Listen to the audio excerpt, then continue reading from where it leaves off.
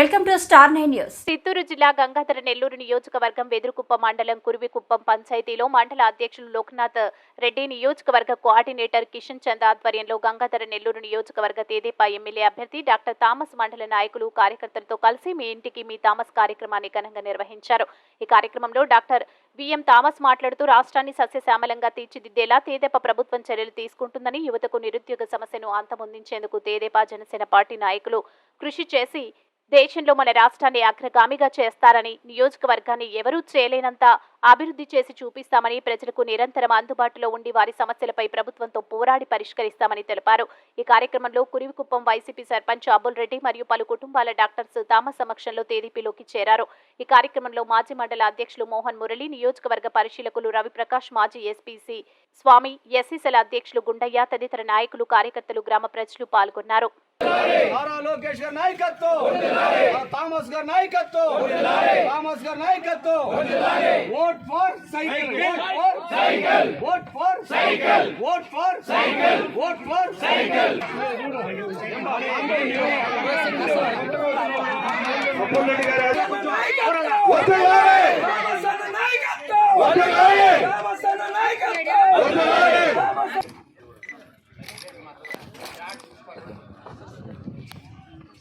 ఈ కార్యక్రమాన్ని ఉద్దేశించి అబుల్ రెడ్డి గారిని 2 మాటలు మాట్లాడాల్సిందిగా కోరుతున్నాం.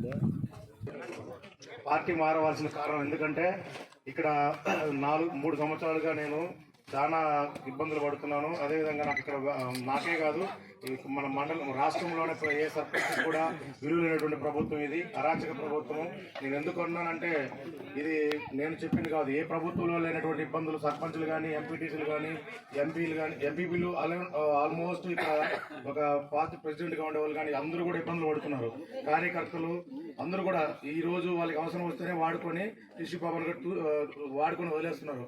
అదేవిధంగా మనం ఈ పార్టీకి ఎంత కృషి చేసినా ఫలితం లేదని గుర్తించి నా సాయి శక్తుల కృషి చేసి ఈ పార్టీకి చాలా రోజులు కూడా నేను వెంట ఉన్నాను. అయినా కూడా నాకు ఇక్కడ ఎటువంటి గుర్తింపు లేదు.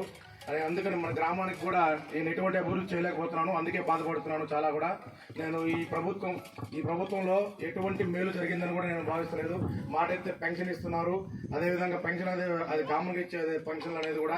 అదేవిధంగా ఈ అమాయక ప్రజల్ని ఆకట్టుకోవడానికి వాళ్ళు ఏ నోటికి తోచినట్టు డబ్బులు చల్లడం, అదే దోచుకోవడం మాత్రం మామూలుగా ఉండదు. అది ఆ దోచుకోవడం అనేది విలేజ్లో ఉండే పేద ప్రజలకు ఏమీ కూడా తెలియదు.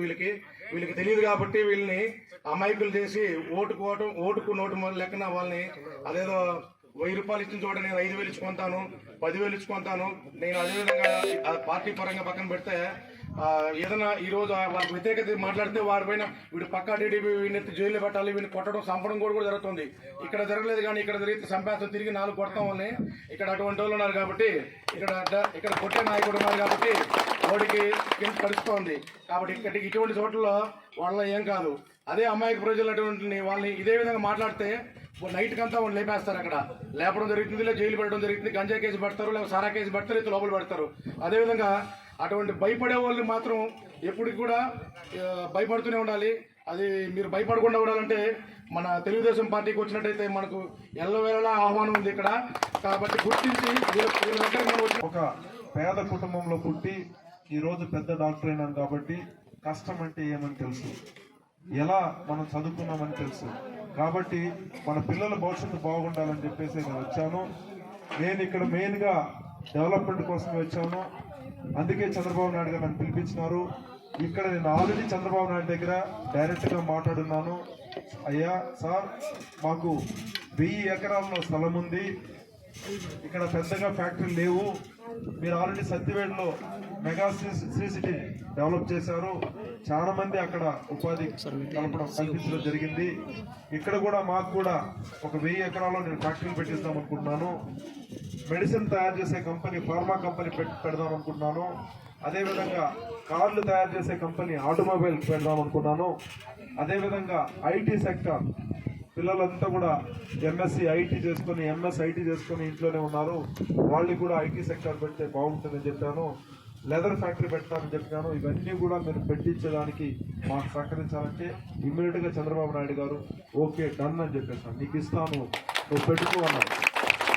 కాబట్టి ఒక ఛాన్స్ అని చెప్పేసి మన జగన్ రెడ్డి అందరినీ ముద్దు పెట్టుకొని కౌగిలించుకొని మొత్తం మందిని కూడా మోసం చేసి మన ఎస్సీలని ఓటు బ్యాంక్ మాత్రమే యూటిలైజ్ చేసుకున్నాడు. మనం ఓటు వేసేదానికి మాత్రమే మనల్ని తీసుకున్నాడు, కానీ మన పైన ఎలాంటి అక్కర లేదని మీ అందరికీ తెలుసు. ఇక్కడే విన్నాను, తిరుగుతుంటే ప్రతి ఒక్కరి పైన సారాయి కేసులు ఉందంట. ఎవరు మాట్లాడినా వాళ్ళు సారాయి కాసకపోయినా కూడా వాళ్ళు పిలిపించుకొని కారులో వీళ్ళే ఎత్తుకొచ్చి సారాయి క్యాన్ పెట్టేసి మీ పైన కేసు పెట్టడం జరిగింది.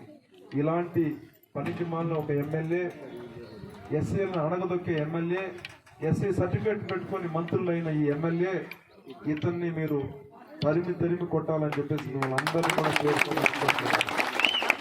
ఈయన ఒక వర్గానికే బెండ్ అవుతున్నాడు, కానీ మన వర్గంలో పుట్టి మన ఓట్లు దొబ్బుకొని మనల్ని అణగదొక్కే ఒక ఈ ఎమ్మెల్యే మనకు అవసరమా అని చెప్పేసి మళ్ళా కూడా మీకు చెప్తున్నాను. ఈసారి నారాయణ స్వామికి ఒకే ఒక ఓటు కూడా మీరు వేయకూడదు. ఎందుకంటే దగ్గర కేసులు ఎక్కువ పెట్టించింది ఎవరంటే ఈ చిత్తూరు జిల్లాలో గంగాధర నియోజకవర్గంలో ఎస్సీల పైన హైయెస్ట్ కేసులు పెట్టింది ఎవరంటే అది ఒకే ఒకడు దరిద్రుడు ఎవరంటే ఆ నారాయణ స్వామి అని చెప్పేసి